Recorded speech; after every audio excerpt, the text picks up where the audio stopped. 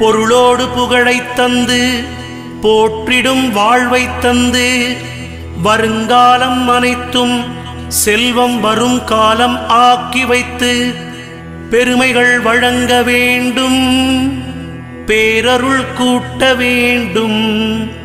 அருள்மிகு குருவே உன்னை அடிபணிந்து வணங்குகின்றேன்.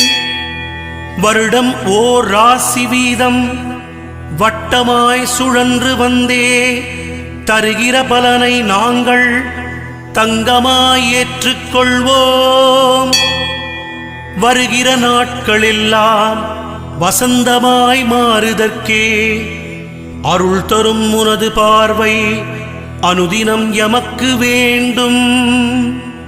குருவே நீ பார்த்தால் போதும் கோடியாய் நன்மை சேரும்.